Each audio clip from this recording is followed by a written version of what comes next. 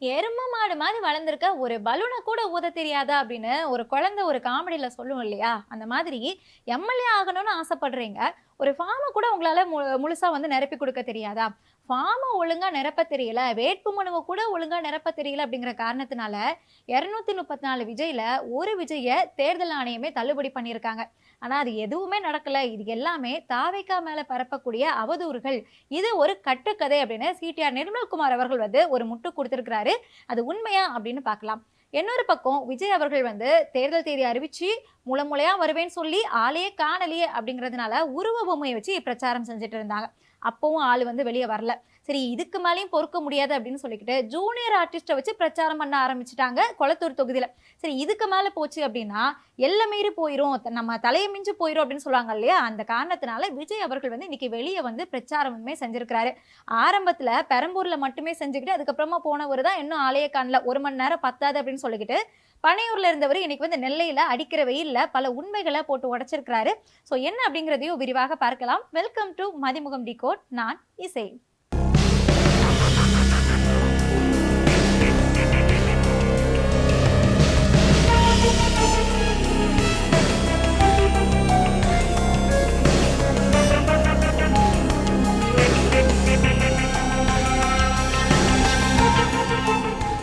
வீடுதோறும் அரசு சேவைகள், மருத்துவம் தொடர்ந்திட ஸ்டாலின் தொடரட்டும், தமிழ்நாடு வெல்லட்டும். பேர் என்ன?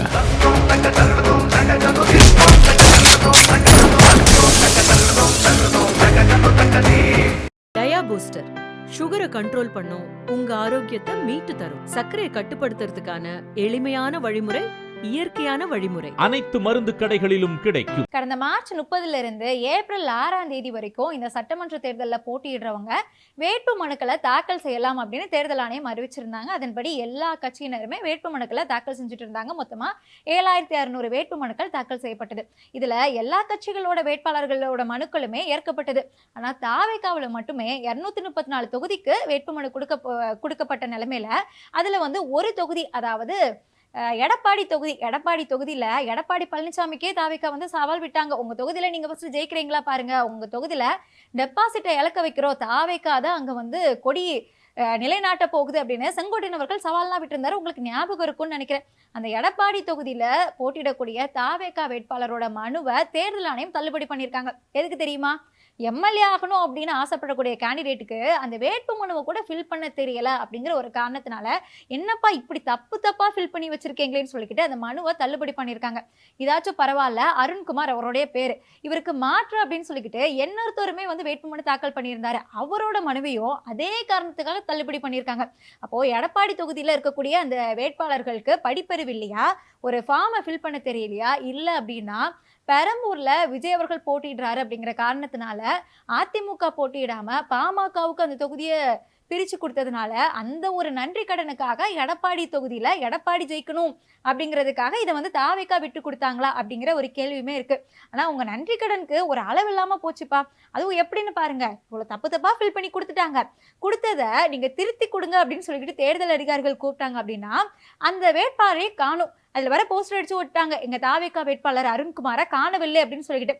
பார்த்தா அவர் வந்து எல்லாம் முடிச்சு இவரோட மனு வந்து நிராகரிக்கப்பட்டது அப்படின்னு அபிஷியலா அனௌன்ஸ் பண்ணதுக்கு அப்புறமா பொந்துக்குள்ள இருந்து வெளியே வராங்க. அதாவது ஸ்கூல்லலாம் நம்ம எக்ஸாம் எழுதிட்டு அதுல ஏதாவது தப்பு பண்ணிட்டோம் அப்படின்னா மிஸ் வந்து நம்மளை தேடுவாங்க, எங்க அவனை காணும் அப்படின்னு சொல்லிட்டு. அப்போ நம்ம வந்து பெஞ்சுக்கு கீழே ஒளிஞ்சிருப்போம். அதுக்கப்புறமா மிஸ் போனதுக்கு அப்புறமா வெளியே வருவோம். அந்த கதையை தான் இப்போ வந்து அருண்குமார் அவர்கள் வந்து பண்ணியிருக்காங்க. என்னப்பா இவ்வளவு தப்பா எழுதியிருக்காங்க, இந்த ஆளை வந்து நான் பார்த்தே ஆகணும், இந்த எம்எல்ஏ கேண்டிடேட் இந்த விஜயை நான் பார்த்தே ஆகணும்னு தேர்தல் அதிகாரி கூப்பிடக்கூடிய நேரத்துல ஒளிஞ்சிருந்துட்டு இவரை வந்து கேன்சல் பண்ணிட்டோம், நீக்கிட்டோம், இவர் பண்ண அந்த காரியத்துக்காக மாற்று வேட்பாளரையுமே நாங்க வந்து நிராகரிச்சிட்டோம். நித்யா அவருடைய பேரு, அது ஒரு பெண் வேட்பாளர்னு நினைக்கிறேன். ஸோ அவங்களையுமே நாங்க வந்து தள்ளுபடி பண்ணிட்டோம்னு சொன்னதுக்கு அப்புறமா ஆளு வந்து வெளியே வராங்க. அதுக்கிடையில திமுக எங்க வேட்பாளரை கடத்திட்டாங்க, எங்க வேட்பாளரை காணல அப்படின்னு சொல்லிட்டு தாவேக்காவுல ஒரு பெரிய பிரச்சனை. இந்த தொண்டர்களுக்கு என்ன தெரியும், மேல போடப்பட்ட அந்த டீலிங் என்ன அப்படின்னு சொல்லிக்கிட்டு அதிமுக தாவேக்காக்குள்ள நடந்த டீலிங். நீங்க வந்து என் தொகுதியில வரக்கூடாது, நான் வந்து உங்க தொகுதியில வரக்கூடாது, 2 பேரும் சேர்ந்து சிறுபான்மையான வாக்குகளை பிரிக்கிறோம், பாஜகவை உள்ள இறக்குறோம், இதுதான் நமக்கு கொடுக்கப்பட்ட அசைன்மெண்ட். அதை சரியா செஞ்சுட்டு இருக்காங்க 2 பேருமே. ஆனா கீழே இருக்கக்கூடிய தொண்டர்கள் அவங்களுக்கு தெரியாம அவங்க வந்து கதறிட்டு இருக்காங்க அப்படின்னா, அவங்கள ஏமாத்தணும் அப்படிங்கிறதுக்காக சிடிஆர் நிர்மல்குமார் அவருமே வந்துட்டு ஒரு பிரஸ் மீட் கொடுக்குறாங்க. ஏன்னா எடப்பாடியில தாவேக்கா வேட்பாளரோட மனு நிராகரிக்கப்பட்டதா நிறைய பேர் வந்து பொய் செய்திகள் பரப்புறாங்க, இது வந்து ஒரு வதந்தி, ஆனா அப்படி ஒரு விஷயமே இல்லை, எங்களுடைய மனு ஏற்கப்பட்டது அப்படின்னே சொல்லிட்டாரு. ஆனா தேர்தல் ஆணையம் அவங்களோட அபிஷியல் வெப்சைட்லயே 2 பேரோட புகைப்படத்தையும் போட்டு, அதாவது ஒட்டுமொத்த 700-600 வேட்பாளர்கள்ல இந்த 2 பேரோட வேட்பாளர்கள் தான் எடப்பாடியில வந்து நீக்கப்பட்டிருக்கு. அந்த 2மே கொட்டை எழுத்துல போட்டிருக்காங்க, இவங்களோட பெயர்கள் வந்து நீக்கப்பட்டிருக்கு அப்படின்னு சொல்லிக்கிட்டு. நம்பல அப்படின்னா தேர்தல் ஆணையத்தோட ஈசி வெப்சைட்ல போய் பார்த்தீங்கன்னா உங்களுக்கு வந்து தெரியும்.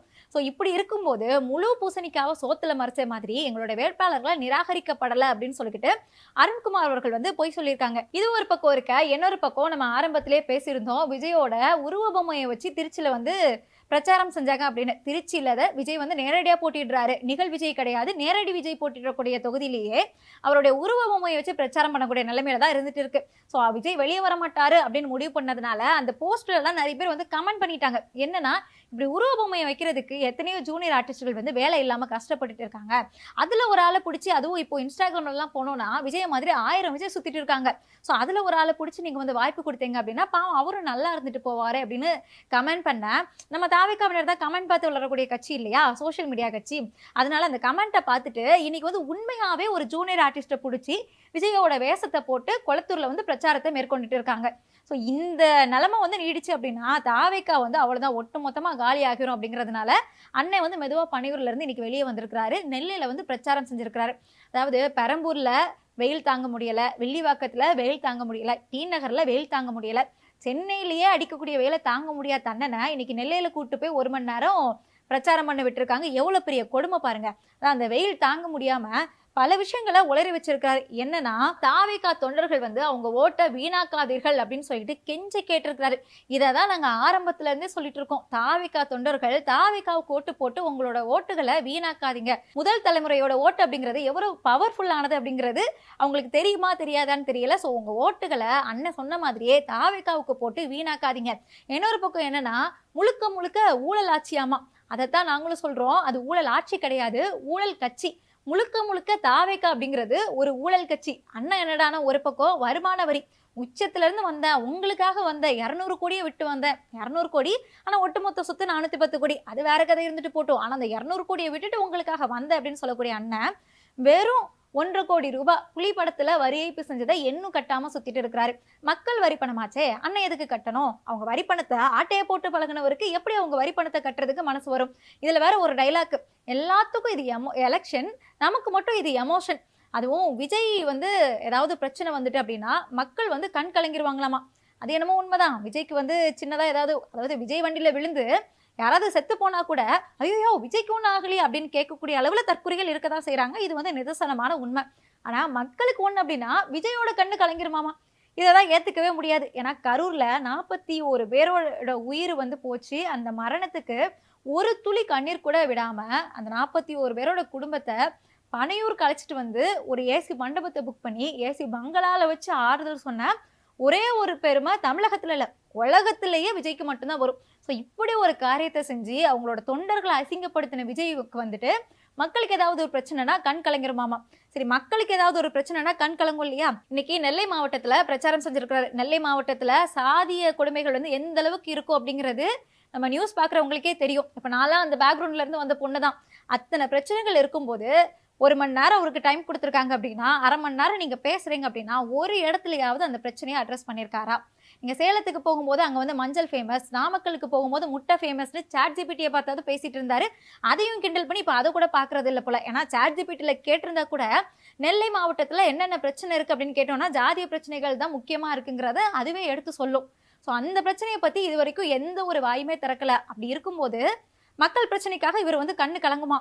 சமீபத்துல எத்தனை சாதி ஆணவ படுகொலைகள் நடந்திருக்கு, இதை பத்திலாம் அட்ரஸ் பண்ணல. ஒரே ஒரு இடத்துல கவின் அந்த பிரச்சனை ரொம்ப பூதாகரமா வெடிச்சதுனால அந்த பேர் மட்டும் தெரிஞ்சிருக்கு. அதுக்கப்புறமா வேற எந்த பிரச்சனையுமே அவர் கண்ணுக்கு வந்து தெரியல. அப்படி இருக்கும்போது மக்களோட பிரச்சனைக்காக அண்ணனோட கண்ணு வந்து கலங்குதாமா. பேசின அரை மணி நேரமுமே திமுக திமுக திமுக. இப்போ என்னன்னா எக்ஸ்ட்ரா வந்து பாஜகவுமே ஆட் பண்ணியிருக்காங்க. பாஜகவை பத்தி நீங்க பேசல அப்படிங்கிற ஒரு குற்றச்சாட்டு இருக்கும்போது பாஜகவே சொல்லியிருப்பாங்க, நம்ம டீலிங்லாம் நமக்குள்ள இருக்கட்டும், இந்த எலெக்ஷன்ல உனக்கு கொடுக்கப்பட்ட அந்த அசைன்மெண்டே நீ சிறுபான்மையின வாக்குகளை பிரிக்கிறதுக்காக தான், நீ என்னை பத்தி திட்டாம இருந்த அப்படின்னா உனக்கு அந்த வாக்குகள் கிடைக்காது, அதனால வேலையை சரியா பாரு அப்படின்னு மிரட்டி விட்டாங்களோ என்னமோ தெரியல. இப்போ 2-3 நாளா வந்து பாஜகன்னு கதறிட்டு இருக்காங்க. ஆனா பாஜகன்னு சொல்றாங்களோ தவிர பாஜக என்ன செஞ்சுச்சு அப்படிங்கறத சொல்லவே மாட்டாங்க.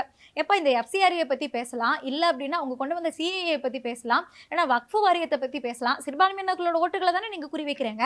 இந்த இஷ்யூ எல்லாம் அட்ரஸ் பண்ணி பாஜக இதெல்லாம் செஞ்சிருக்காங்கப்பா, இப்போ ஏதோ சிறப்பு கூட்டத்தொடர் போட போறாங்களாமா, அதுல அவங்க என்ன செய்ய போறாங்க அப்படின்னு தெரியல, ஏதோ டெலிமினேஷன் பண்ண போறாங்களாமா, நம்மளோட எம்பிக்களோட எண்ணிக்கை வந்து குறைய போகுது. நீங்க நாடாளுமன்ற தேர்தலில் அடுத்து நிக்க மாட்டீங்களா? 29ல சட்டமன்ற தேர்தலில் மட்டும்தான் நிற்பீங்களா? அது சரி, நீங்க வந்து தமிழ்நாட்டு அரசியல் மட்டும் தானே பண்ணுவீங்க, ஏன்னா பாஜகவே வந்துட்டு களத்துக்கு தொடர்பு இல்லாதவர் அப்படின்னு சொன்னவர் தானே நீங்க. ஸோ அது ஒரு பக்கம் இருக்கட்டும். இருந்தாலும் டெலிமினேஷன் அப்படிங்கிறது தமிழ்நாட்டை சார்ந்தது, தென் மாநிலங்களை சார்ந்தது. இதுக்காகவாவது ஒரு குரல் கொடுத்துருக்கலாம். இதை பத்திலாம் எதுவும் பேசல. பாஜக அப்படிங்கிற அந்த டேக்லைனை மட்டும் பயன்படுத்தி பாஜகவும் திமுகவும் கூட்டணியில இருக்குதாமா. ஆனா இவர் சொல்லக்கூடிய அந்த கள்ள கூட்டணியில் இருக்கக்கூடிய திமுக தான் இன்னைக்கு தொடர்ந்து பாஜகவோட பிரச்சனைகளை, அதுவும் அவங்க என்ன செய்யறாங்க, அவங்க என்ன திட்டங்களை கொண்டு வராங்க அப்படிங்கிறத சொல்லி, அதனால என்ன பிரச்சனை வரும் அப்படிங்கிறதையும் சொல்லி ஒரு பதிவை போட்டு பிரச்சாரங்கள்ல எடுத்து பேசிட்டு இருக்கிறது திமுக தான். அப்படி இருக்கும்போது எப்படி பச்சையா வாய்க்கூசாம சொல்ல முடியுது அப்படிங்கிறது தான் மிகப்பெரிய கேள்வியா இருக்கு. இதை விட ஹைலைட் என்னன்னா, ஒரே ஒரு காமராஜர் தானா, ஒரே ஒரு எம்ஜிஆர் தானா, ஒரே ஒரு அண்ணா தானா, இவங்கள மாதிரி வேற ஒருத்தவங்க வரமாட்டாங்களா அப்படின்னு எதிர்பார்த்துட்டு இருந்தாங்க. அதுக்காக தான் இப்போ டிவிக்கே வந்திருக்கு அப்படின்னு. எல்லாம் சரிதான், காமராஜர் வராரு, அண்ணா வராரு, எம்ஜிஆர் வராரு, விஜய் மட்டும் வரவே மாட்டாரே. நாங்களும் காத்திருந்து பார்த்தோம், விஜய் வரல அப்படின்னு சொல்லிட்டு உருவ பொம்மையை வச்சாச்சு, ஜூனியர் ஆர்டிஸ்டை கூப்பிட்டு வந்தாச்சு. ஆனா விஜய் மட்டும் ஆளை காணும். 1 மணி நேரம் பத்தாது அப்படின்ட்டு. 1 மணி நேரம் நான் உங்களுக்கு வந்து ஒரு லிஸ்ட் சொல்றேன். அதாவது எல்லா கட்சியில இருந்துமே ஒரு நாள் எடுத்துக்கிட்டோம் அப்படின்னா அந்த நாள்ல எந்தெந்த இடத்துக்கு போறோம், எத்தனை மணிக்கு எந்த இடத்துல இருக்கணும் அப்படின்னா, ஏன்னா இது வந்து அவங்களா முடிவு பண்றது கிடையாது. நம்ம விஜய் மட்டும்தான் தேர்தல் ஆணையத்துக்கிட்ட போய் பர்மிஷன் கேட்ட மாதிரியும் அவங்க 1 மணி நேரம் கொடுத்த மாதிரியும் அதை ஒரிஜினா வந்துட்டு சொல்லிட்டு இருக்கிறாரு. அதுக்கும் திமுக தான் காரணம் அப்படின்னு சொல்லிக்கிட்டு. ஆனா எல்லா கட்சியுமே சாவிதா அப்படிங்கிற ஒரு இணையதளம் இருக்கு அப்படிங்கிறத தெரிஞ்சுக்கிட்டு, இதுக்குதான் அரசியல் அனுபவம் வேணும் அப்படின்னு சொல்றது. அதுல பெர்மிஷன் வாங்கி முன்னாடியே பெர்மிஷன் வாங்கினதுனால எந்தெந்த நாள்ல எந்தெந்த இடத்துக்கு போறோம் அப்படிங்கிறத நேர காலத்தோட குறிப்பிட்டு அவங்க அபிஷியல் வெப்சைட்ல எல்லாருமே பதிவிட்டு இருக்காங்க. அப்படி பார்த்தோம் அப்படின்னா உதயநிதி ஸ்டாலினே எடுத்துக்கோமே, இப்போ விஜய்க்கு என்ன வயசோ அதே வயசு தான் அவருக்குமே. இவர் என்ன பண்ணிட்டு இருக்காரோ அதை விட அதிகமாவே அவர் வந்து அரசியல்ல பேசிட்டு இருக்காரு. முக்கியமா சொன்னோம்னா எதிர்க்கட்சி தலைவர் எடப்பாடி பழனிசாமிக்கும் இப்போ உதயநிதி ஸ்டாலினுக்கு தான் போட்டி அப்படிங்கிற நிலைமைக்கு அவர் வந்து பிரச்சாரம் பண்ணிட்டு இருக்காரு. அதுக்கு காரணம் என்ன அப்படின்னா, இன்னைக்கு புதன்கிழமை எடுத்துக்கிட்டோம்னா காலையில 9:30 மணிக்கு திருவள்ளூர், அதே மாதிரி 10:30, அதாவது இந்த 1 மணி நேரம் கேப் விஜய் வந்து கம்ப்ளைண்ட் பண்ணார் இல்லையா, 1 மணி நேரம், அதே 1 மணி நேரம் கேப்ல 10:30க்கு ஆவடி, அப்புறம் சாயங்காலம் 4:30க்கு வந்து கொளத்தூர், அதே மாதிரி 5:30 அந்த 1 மணி நேரம் கேப்ல வில்லிவாக்கம், 6:30 அதே 1 மணி நேரம் கேப்ல எழும்பூர், ராத்திரி 7:30 மணிக்கு அதே 1 மணி நேரம் கேப்ல துறைமுகம். இப்படி 1 மணி நேர கேப்ல ஒரே நாள்ல 6 தொகுதியை கவர் பண்ணியிருக்கிறார் உதயநிதி ஸ்டாலின் அவர்கள். இது இன்னைக்கு நடந்தது. இது மட்டும் இல்ல, நாளைக்கு என்ன நடக்க, எங்கெங்க போக போறாங்க அப்படிங்கிறதையுமே தெளிவா பட்டியலிட்டு அவங்கவுங்க அபிஷியல் வலைதளங்கள்ல பதிவிட்டிருக்காங்க. நாளைக்கு காலையில 9:30 மணிக்கு பொன்னேரி, 10:30 மணிக்கு 1 மணி நேர கேப்ல மாதாவரம், 4 மணிக்கு அண்ணா நகர், 4:45க்கு 1000 விளக்கு, 6 மணிக்கு தியாகராய நகர், 6:45க்கு விருகம்பாக்கம், 7:45க்கு சைதாப்பேட்டை, 8:45க்கு சோழிங்கநல்லூர். இப்படி அரை மணி நேரம் 1 மணி நேரம் கேப்ல தான் எல்லா தலைவர்களுமே, உதயநிதி ஸ்டாலின் மட்டும் கிடையாது, எதிர்க்கட்சி தலைவர் எடப்பாடி பழனிசாமி கூட இந்த 1 மணி நேரம் கேப்ல தான் அங்க என்னென்ன தொகுதிக்கு போறாங்க அப்படிங்கிறத பட்டியலிட்டு அதை வெளியிட்டு அந்த வரிசையில தான் போயிட்டு இருக்காங்க. ஆனா விஜய் அவர்களுக்கு மட்டுமே இந்த 1 மணி நேரம் பத்தாதாமா. இந்த 1 மணி நேரம் பத்தாது அப்படிங்கிற காரணத்தை சொல்லி பிரச்சாரத்தை ரத்து பண்ணது மட்டும் இல்லாம அடுத்து அவங்க என்ன இடத்துக்கு அவங்க வந்து பெர்மிஷன் கேட்டிருக்காங்க அப்படிங்கறது கூட இன்னும் அவங்க வெளியிடவே இல்லை. ஏன்னா கேட்டாதானே வெளியிடுவாங்க. கடைசி நேரத்துல போய் நின்றுட்டு எங்களுக்கு பெர்மிஷன் கிடைக்கல அப்படின்னு கத்துனாதானே அது தாவேக்காவா இருக்க முடியும். அப்படி கத்துனாதானே அது தாவேக்காவுக்கு கெத்து மாசு பக்கா மாசு கட்சி ஆக முடியும். 2-3 நாள் முன்னாடி பெர்மிஷன் வாங்கி மக்களுக்கு தெரியப்படுத்திட்டாங்க அப்படின்னா அதுல என்ன ஒரு சர்ப்ரைசிங் இருக்கும், அதுல என்ன ஒரு ட்விஸ்ட் இருக்கும். இந்த தில்லாலங்கடி படத்துல ஜெயம் ரவி அவர் வந்து சொல்லியிருப்பாரு இல்லையா, எல்லாத்துலயும் ஒரு ட்விஸ்ட் வேணும் அப்படின்னு சொல்லிக்கிட்டு, ஒரு கிக்கு வேணும், அந்த கிக்கு வந்து தாவேக்காவுக்கு இப்படிலாம் பண்ணும்போது எப்படி கிடைக்கும், கடைசி நேரத்துல போய் நிக்கணுங்க. அப்படி நெருக்கத்துல போய் நின்று மக்களையும் நெருக்கத்துல கொண்டு வந்து ஒரு ஸ்டாம்பைட் பண்ணாதானே தாவேக்காவுக்கே மாசு.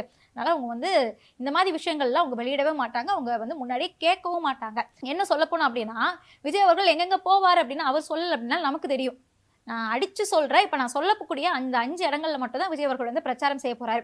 ஒண்ணு வந்துட்டு திருச்சி, சேலம், கோயம்புத்தூர், தூத்துக்குடி இன்னைக்கு போயிட்டாரா, அடுத்து வந்து மதுரை, கோயம்புத்தூர், சேலம், திருச்சி இந்த 5 இடங்கள்ல மட்டும்தான் விஜய் வந்து பிரச்சாரம் செய்ய போறாரு. எழுதி வச்சுக்கோங்க. இந்த 5 இடத்த தாண்டி வேற எங்கேயாவது போயிட்டாரு அப்படின்னா நீங்க வந்து கண்டிப்பா கமெண்ட்ல வந்து என்ன அப்படின்னு சொல்லிட்டு கேள்வி கேளுங்க. ஏன் தெரியுமா இந்த 5 இடம்? இந்த 5 இடத்துல மட்டும்தான் விமான நிலையங்கள் இருக்கு. தூத்துக்குடி விமான நிலையம், கோயம்புத்தூர் விமான நிலையம், திருச்சி விமான நிலையம், சேலம் விமான நிலையம், மதுரை விமான நிலையம். இந்த 5 விமான நிலையங்கள் இருக்கக்கூடிய இடத்துல மட்டும்தான் விஜய் அவர்கள் போவாரு. இதுக்கு வந்து ரூட் மேப்லாம் தேவையே கிடையாது. இப்பவே நீங்க வந்து எழுதி வச்சுக்கோங்கப்பா இங்க எங்க போறாரு அப்படின்னு சொல்லிக்கிட்டு. அதனாலதான் இன்னைக்கு நெல்லையில போயிட்டு 23 வேட்பாளர்களுக்கு ஒட்டுமொத்தமா சேர்த்து வச்சு பிரச்சாரம் பண்ணியிருக்காரு ஒரே இடத்துல வச்சுட்டு. ஏன்னா மற்ற இடங்களுக்குலாம் போக முடியாது இல்ல, நெல்லையில வந்து வெயில் அதிகமா இருக்கும்ல. இப்படி ஒரு தலைவர் இருக்கிறதுனாலதான் தாவேகா அப்படிங்கிற ஒரு கட்சியே களத்துல எல்லாமே போயிடுச்சு. ஆரம்பத்துல என்னமோ தாவேக்காவினர் சொன்ன மாதிரி டிஎம்கே வெர்சஸ் டிவிகே அப்படிங்கிற நிலைமை உருவாகிருமோ அப்படிங்கிற ஒரு சின்ன எதிர்பார்ப்பு ஒன்று இருந்தது. ஆனால் அது வந்து இப்போ சுத்தமாக அழிஞ்சு போச்சு. இப்போ களத்தில் டிஎம்கே வெர்சஸ் ஏடிஎம்கே, ஸ்டாலின் கூட கிடையாது, உதயநிதி ஸ்டாலின் வெர்சஸ் எடப்பாடி இப்படிங்கிற ஒரு நிலவரம் தான் இருக்கு. விஜய் அவர்கள் வந்து துறை தெரியப்பட்டார் அப்படிங்கிறது தான் நிதர்சனமான உண்மை. ஸோ என்னமே எங்க வெளியே வர போறாரு, என்ன செய்ய போறாரு அப்படிங்கிறத பொறுத்திருந்து தெரிஞ்சுக்குவோம். இணைந்திருங்கள்.